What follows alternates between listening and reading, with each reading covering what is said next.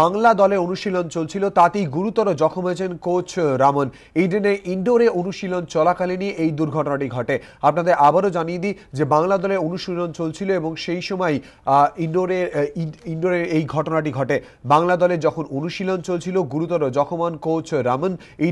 ইনডোরে যখন অনুশীলন চলছিল তখনই এই দুর্ঘটনাটি ঘটে। আপনাদের আবারও জানিয়ে দিই, আমরা যে খবরের দিকে নজর রেখেছি, বাংলা দলের অনুশীলন চলাকালীনই গুরুতর জখম হন কোচ। এ ব্যাপারে আমরা কথা বলে নেব আমাদের প্রতিনিধি রাজস্বী দত্তগুপ্তের সঙ্গে টেলিফোনে। রাজস্বী, কি হয়েছে, কি জানা যাচ্ছে? দেখো, আজকে সকালবেলা বাংলা দলের অনুশীলন চলাকালীনই এই ঘটনাটা ঘটে এবং যেটা জানা যাচ্ছে যে সকাল 10টা নাগাদ ঘটনাটা ঘটেছে এবং কোচ ডব্লিউ.ভি. রামন তিনি প্রশিক্ষণ যখন চলছিল তখন সেই সময় এই যে জায়গাটায় ইনডোর হল, যে জায়গাটায় প্রশিক্ষণ চলে, যে জায়গাটায় কোচিং চলে, সেই জায়গাটা চারিদিক দিয়ে নেট দিয়ে ঘেরা এবং ভেতরে খুব গুমট পরিস্থিতি থাকে এবং সেই কারণে নেটের পাশে অর্থাৎ নেটের গায়ে লাগানো থাকে পেডেস্টাল ফ্যান, বড় বড় পেডেস্টাল ফ্যান, যাতে করে একটু হাওয়া পান ক্রিকেটাররা যারা প্রশিক্ষণ নেন। তো সেই সময় এই ঘটনাটা ঘটে এবং কোচ একটা প্রশিক্ষণ চলাকালীন, কোচিং দেওয়াকালীন একটা সময় ওই নেটে হেলান দিয়ে তিনি কাউকে কিছু কথা বলছিলেন, বোঝাচ্ছিলেন এবং সেই সময় নেটের যে ফাঁকগুলো থাকে সেইখান দিয়ে তার আঙুলটা বাইরের দিকে চলে যায় এবং একেবারেই নেটের গায়ে লাগানো থাকে পেডেস্টাল ফ্যানগুলো এবং সেই ফ্যানে আঙুলটা তার ঢুকে যায় তর্জনীটা এবং এই তর্জনীর বেশ কিছুটা অংশ কেটে যায় এবং কেটে গিয়ে প্রায় ঝুলতে থাকে আঙুলের অংশটা এবং প্রচন্ড চিৎকার করে ওঠেন তিনি, যন্ত্রণা হতে থাকে এবং চারিদিক থেকে সকলে তখন ছুটে আসেন। সিএবির কর্তা ব্যক্তিদের সঙ্গে যোগাযোগ করা হয়, তৎক্ষণাৎ তাকে সেখান থেকে নিয়ে যাওয়া হয় একটি নার্সিং হোমে, যেখানে সিএবির সঙ্গে যে নার্সিং হোমের চিকিৎসাজনিত একটা চুক্তি রয়েছে সেই নার্সিং হোমে নিয়ে যাওয়া হয়। সেখানে এক্সরে করা হয়, সেখানে দেখা যায় হাড় ভেঙে গেছে এবং ক্ষতস্থানটা রীতিমতন গভীর এবং সেটাকে প্লাস্টিক সার্জারি করা ছাড়া আর কোনো গত্যন্তর নেই। সেখানে কোনো রকমের রক্ত বন্ধ করে প্রাথমিক চিকিৎসার ব্যবস্থা করে সেখান থেকে নিয়ে যাওয়া হয় সল্টলেকের আরো একটি বেসরকারি নার্সিং হোমে এবং যেখানে এখন ডব্লিউ.ভি. রামন ভর্তি রয়েছেন এবং তার এই যে অপারেশন প্লাস্টিক সার্জারি করা এবং আঙুলের ক্ষতস্থানটাকে জুড়ে দেওয়া যায় কিনা, অর্থাৎ যে অংশটা কেটে পড়ে গেছে সেই অংশটাকে আবার সেখানে জুড়ে দেওয়া যায় কিনা সেই চেষ্টা করা হচ্ছে, বা যদি না জোড়া যায় সেখানে যদি অন্য কোনো ভাবে প্লাস্টিক সার্জারি করে সেই ক্ষতস্থানটা মেরামত করা যায় সেই চেষ্টা করা হচ্ছে। জীবনের কোনো আশঙ্কা নেই, কোনো গুরুতর সেরকম পরিস্থিতি নয়, কিন্তু যে আঘাত লেগেছে সেটা অত্যন্ত গুরুতর এবং তিনি রীতিমতন আহত এবং এই যে ঘটনা সিএবির মধ্যে কোচিং চলাকালীন, অনুশীলন চলাকালীন এই যে ঘটনা, সেটা কিন্তু সকলকেই উদ্বিগ্ন করেছে এবং এই ঘটনাটা সিএবি কর্তৃপক্ষও জানে এবং সেখান থেকেও খতিয়ে দেখা হচ্ছে কি পরিস্থিতিতে এমন ঘটনা ঘটলো এবং ভেতরের পরিস্থিতি কোনোভাবে শুধরানো যায় কিনা। এই যে পেডেস্টাল ফ্যানগুলো যে বিপজ্জনক অবস্থায় থাকে, যেটা হয়তো আগেও দুর্ঘটনা ঘটতে পারতো এবং আজকে একটা বাংলা দলের কোচ তিনি এইভাবে মারাত্মকভাবে আহত হলেন, সেটা কিন্তু অত্যন্ত গভীর উদ্বেগের বিষয়। রাজস্বী, তুমি আমাদের সঙ্গে থাকো। আমাদের সঙ্গে রয়েছে আমাদের আর এক প্রতিনিধি প্রদীপ্ত গোস্বামী। প্রদীপ্ত, এক তো ঘটনাটা সম্পর্কে জেনে নিতে চাই এবং দ্বিতীয়ত রাজস্বী যেটা জানাচ্ছিল তর্জনীর একটি অংশ কেটে গেছে, সেই বিষয়টা একটু পরিষ্কারভাবে জেনে নিতে চাইবো।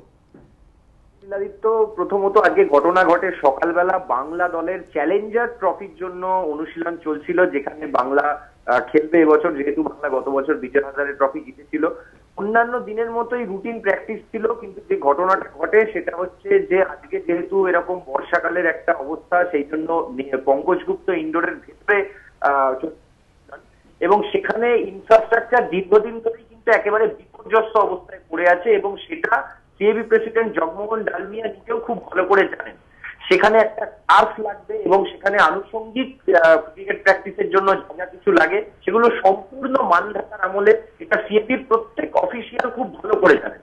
প্রথম প্রশ্ন যেটা ওঠে যে এরকম একটা ইনডোর সেন্টারে যেখানে একটা বাংলা দল অনুশীলন করছে চ্যালেঞ্জার ট্রফির জন্য, সেখানে বাতানুকূল ব্যবস্থা চলা উচিত, তাহলে কোন কাজের জন্য নেটের পাশে এরকম বিপজ্জনক ভাবে স্ট্যান্ড ফ্যান রাখতে? প্রদীপ্ত, তুমি আমাদের সঙ্গে থাকো, আমরা তোমার সঙ্গে কথা বলবো। এই মুহূর্তে আমাদের সঙ্গে টেলিফোন লাইনে রয়েছেন ক্রিকেটার লক্ষ্মীরতন শুক্ল। লক্ষ্মী, যেটা জানতে চাইবে প্রথমত, কোচ আহত হয়েছেন এই মুহূর্তে এবং পুরো বিষয়টা সম্পর্কে তুমি কি জানতে পেরেছো, এবং দ্বিতীয়ত জানতে চাইবো যেখানে মূলত এই অনুশীলন হয় সেই জায়গাটা ছবি ঠিক কি উঠে আসে? দেখো, সকালবেলা আমরা একসাথেই প্র্যাকটিস করছিলাম। নেটের বাইরে সব ওই বড় বড় টেবিল ফ্যান লাগা আছে, বিকজ ওই হাওয়া চলার জন্য। তো জাস্ট নেট ধরে স্যার দাঁড়িয়ে ছিল, আর ওই নেটটা ধরে একটু হাতটা স্ট্যান্ড মানে বাড়ি অন্যদিকে মুখ ছিল, আর স্যারের হাতটা পেছন দিকে ওই টেবিল ফ্যানের মধ্যে চলে যায়, সেটা খুব জোরে আওয়াজ হয়। বুঝতে পারলাম না কি হলো, তারপরে দেখা গেলো স্যারের একদম আঙুল কেটে গেছে। তো এটা একটা দুর্ঘটনা, এটা একটা ব্যাড লাক, কি খুবই খারাপ লাগছে এরকম একটা দুর্ঘটনা ঘটলো। বাট হোপফুলি তাড়াতাড়ি রিকভার করবে ডাব্লিউবি। লক্ষ্মী, তুমি নিজে সেই সময় ছিলে, প্র্যাকটিস যখন চলছিল, একটু যদি সেখানকার পরিবেশটা তুলে ধরো, কি অবস্থায় তোমরা প্র্যাকটিস করো? পরিবেশ খুব ভালো। দেখো, বৃষ্টি হলে আমরা সবসময় দীর্ঘদিন ধরে ইনডোরেই প্র্যাকটিস করে আসছি, আজ পর্যন্ত এরকম কোনো ঘটনা হয়নি। আর এটা আনফর্চুনেট, এটা একটা ব্যাড লাক বলতে পারো, এটা একটা অ্যাক্সিডেন্ট বলতে পারো। আর এটাই আর এটা আজ পর্যন্ত আমি 15 বছর ধরে ইনডোরে প্র্যাকটিস করছি, এরকম ঘটনা আজ পর্যন্ত হয়নি। আজকে যেটা হচ্ছে খুবই খারাপ লাগছে, কিন্তু এটা অ্যাক্সিডেন্ট। আর হোপফুলি যেটা বললাম আগে, স্যারের একটা ছোট সার্জারি হবে, এখন সকাল থেকেই টাচে ছিলাম স্যারের সাথে, আর হোপফুলি 1-2 দিনের মধ্যে ডাব্লিউবি ঠিক হয়ে যাবে। লক্ষ্মী, আরো একটা বিষয়, আমাদের সঙ্গে আমাদের প্রতিনিধি প্রদীপ্ত রয়েছে। প্রদীপ্ত যেটা বলছিল যে পেডেস্টাল ফ্যান চালিয়ে প্র্যাকটিসের জায়গাটায় মূলত কাজ করা হয়, কেন বাতানুকূল নয়, এ ব্যাপারে কখনো আলোচনা হয়েছে? দেখো, ইনডোরে এসি লাগিয়ে প্র্যাকটিস করা যায় না। আর ইনডোরে সবসময় অনেক জায়গাও দেখেছি আমরা, অনেক জায়গা ফ্যান আছে, কিন্তু ফ্যানটা একটু দূরে ছিল। কিছু করেনি, ফ্যান চারদিকে ফ্যান লাগাতেই হবে আপনাকে প্র্যাকটিস করার জন্য, বিকজ ওখানে কোনো indoor stadium, sports indoor stadium ঠান্ডাতে প্র্যাকটিস করা যায় না। সো এটা আগে বলেছি, এটা একটা আনফর্চুনেট আছে। আর কি বলবো বলো। লক্ষ্মী, একটু আমাদের সঙ্গে থাকো, আমাদের সঙ্গে রয়েছে আমাদের প্রতিনিধি প্রদীপ্ত গোস্বামী। প্রদীপ্ত, তোমার প্রশ্ন লক্ষ্মীরতন শুক্লকে। লক্ষ্মী, তুমি একটু আগেই বলছিলে, প্রথমেই তোমার কাছে জানতে চাইবো যে ক্রিকেটার হিসেবে বাংলা দলের সঙ্গে তুমি এত বছর ধরে রয়েছো, তুমি বলছিলে 15 বছর ধরে তুমি পঙ্কজ গুপ্ত ইনডোরে প্র্যাকটিস করছো। আজকে ভারতবর্ষে রাজস্থান ক্রিকেট একাডেমির একটা অত্যাধুনিক ইনডোর ফেসিলিটি আছে, এবং পাশাপাশি এনসিএ রয়েছে, যেখানেও খুব মডার্ন ফেসিলিটি বলা যায়। তোমার কি মনে হয় যে পঙ্কজ গুপ্ত ইনডোর ফেসিলিটির দিক থেকে ক্রিকেট প্র্যাকটিসের জন্য কতটা পিছিয়ে রয়েছে, কতটা মানধাতার আমলের সেখানে সিস্টেম? আমরা কিন্তু বহু ভারতবর্ষের বহু ফেসিলিটি এরকম দেখতে পাই যেটা কিন্তু সম্পূর্ণ এয়ার কন্ডিশনের মধ্যে অনুশীলন হয়। তাহলে কেন পঙ্কজ গুপ্ত ইনডোরে এরকম একটা সিস্টেম, যেখানে নেটের পাশে বিপজ্জনক ভাবে ফ্যান রাখতে হয়? দেখো প্রদীপ, তো এয়ার কন্ডিশন ইনডোর তো মানে ক্রিকেটের জন্য ক্রিকেট প্র্যাকটিস করার সময় হয় না, কিন্তু অবভিয়াসলি আমি এখন শুনেছি কি এখন ইংল্যান্ডটা মানে ইনডোরটা ভালোভাবে রিনোভেট হবে, আরো ভালো ভালো ফেসিলিটিস পাওয়া যাবে। দেখো, সব জিনিস যদি আপগ্রেড হয় তাহলে খুবই ভালো, কিন্তু আমাদের ইনডোরটাও, আমি বলবো আমাদের ইনডোরটা অনেক ভালো, যে বৃষ্টির সময় আমরা এখানে প্র্যাকটিস করতে পারি। আর এটা একটা দেখো পাখা টেবিল ফ্যান, আমি তো মানে সবাইকে বোঝাতে পারবো এটা কিভাবে হয়েছে। এটা বেশ কিছু দূরেই ছিল। আর ওই আঙুলটা ঢুকে যাওয়া স্যার, নেটে দাঁড়িয়েছে, নেটটা যেরকম আমরা কারো গায়ে হাত ধরি আর ওই গা দিয়ে হাত সরিয়ে নিলে আমরা পড়ে যাই, এরকমই নেটটা স্যার ধরলে একটু ডিসব্যালেন্স হয়ে একটু পেছন দিকে চলে গেল।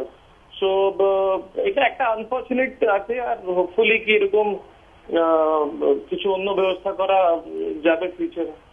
কিন্তু লক্ষ্মী, শুধুমাত্র আজকের আনফর্চুনেট ঘটনাটাই তো নয়।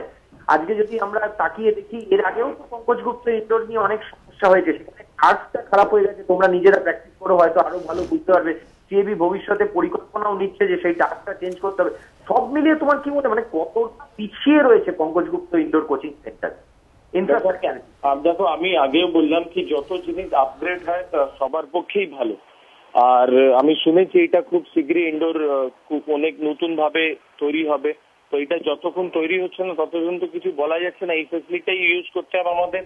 আর যত তাড়াতাড়ি হয়ে যায় এটা সবার পক্ষেই ভালো, ক্রিকেটারদের পক্ষে ভালো, বাইরের লোকেদের জন্য ভালো। আর আই হোপ কি খুব শীঘ্রই সিবি ইনিশিয়েটিভ নিয়ে ইনডোরটাকে ভালোভাবে করবে।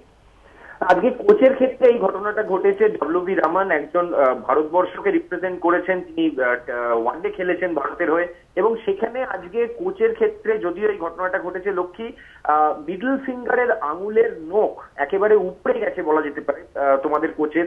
তো তুমি একবার কল্পনা করতে পারছো যে যে সমস্ত ক্রিকেটাররা কেরিয়ারের তুঙ্গে রয়েছেন এই মুহূর্তে, তুমি বা অন্যান্য যারা বাংলার অ্যাসপায়ারিং ক্রিকেটার যারা নতুনরা খেলছে এই মুহূর্তে পুরো কেরিয়ারের একদম সেরা মধ্যগগনে রয়েছে, তাদের ক্ষেত্রে এই ঘটনাটা ঘটলে তারা কতটা সেটা সাইকোলজিক্যালি খারাপ হতো এবং একজন ক্রিকেটারের ক্ষেত্রে ডান হাতের আঙুল মানে সেটা কতটা কেরিয়ার থ্রেটনিং হয়ে দাঁড়াতে পারতো যদি বড় মাপের কোনো দুর্ঘটনা।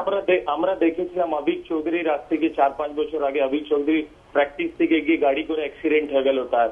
সো দেখো, অ্যাক্সিডেন্ট যে কোনো লাইফে যে কোনো সময় হতে পারে, এইটা নিয়ে এই কথাটাকে আমার মনে হয় না এত লেন্দি বা এত ডিপলি ভাবনা চিন্তা করা উচিত। এইটা আমার মনে হয় একটা অ্যাক্সিডেন্ট, এইটা আনফর্চুনেট হয়েছে, কিন্তু এইটা কিন্তু ওখানে ফ্যানে স্যারের হাত যাওয়ার কোনো মানে ওই ছিল না, অত দূর হাত যায় না, কিন্তু স্যার ওই নেট থেকে একটু হাতটা স্যার এক্সটেন্ড করলো ডাব্লিউবি, আর ওখানে গিয়ে আঙুলটা ঢুকে গেল। সো দেখো, অ্যাক্সিডেন্ট যার কেউ যখন তখন হয়ে গেছে, বাড়ি পড়তে পারে। সো হোপফুলি এইটা কারোর সাথে এরকম না হয়, এটা খুব আনফর্চুনেট, আমি আগেও বলেছি। হোপফুলি স্যার তাড়াতাড়ি রিকভার করবে। আর যেটা তুমি বললে ইনডোরের ব্যবস্থা, আমার মনে হয় ইনডোরে এইরকম ফেসিলিটি আমার মনে হয় ইন্ডিয়াতে 3-4টে জায়গায় ইনডোর আছে, যেখানে একটা কলকাতা। সো অবভিয়াসলি এইটা আরো যদি আপগ্রেড হয় তাহলে সবার পক্ষেই ভালো হবে। লক্ষ্মী, ইনডোরে পঙ্কজ গুপ্ত ইনডোরে যে এয়ার কুলার এবং এয়ার কন্ডিশনিং গুলো আছে, তোমরা ওখানে জিমও করো, যখন বিশেষ করে বর্ষা চলে আমরা বহুদিন দেখেছি সারা বছর ওই জিম ফ্যাসিলিটিটা ইউজ করো, বর্ষাকালে ভেতরে প্র্যাকটিস হয় যেহেতু বাইরে প্র্যাকটিস করা যায় না। তো সেক্ষেত্রে কুলার বা এয়ার কন্ডিশনার গুলো ঠিকঠাক যায় পরিস্থিতিতে আছে, সেগুলো কি চলে? না, জিমে পুরো এয়ার কন্ডিশন আছে, জিমে তো এয়ার কন্ডিশন আছে, কিন্তু ইনডোরে আমি আগেও বললাম ইনডোরে কিন্তু এয়ার কন্ডিশন লাগানো যায় না, বিকজ ওখানে ঘাম বেরোয়। ওখানে আমরা 3 ঘন্টা করে প্র্যাকটিস করতে, এতে শরীর খারাপ হবে। ইনডোর সবসময় নর্মাল থাকে, নর্মাল ফ্যান চলে, নর্মাল থাকে। হ্যাঁ, জিমে এসি আছে, জিমে আমাদের ইনডোরে জিমে এসি আছে, সুইমিং পুল আছে, তো সেই সব দিক থেকে কোনো অসুবিধা হয় না কাউকে।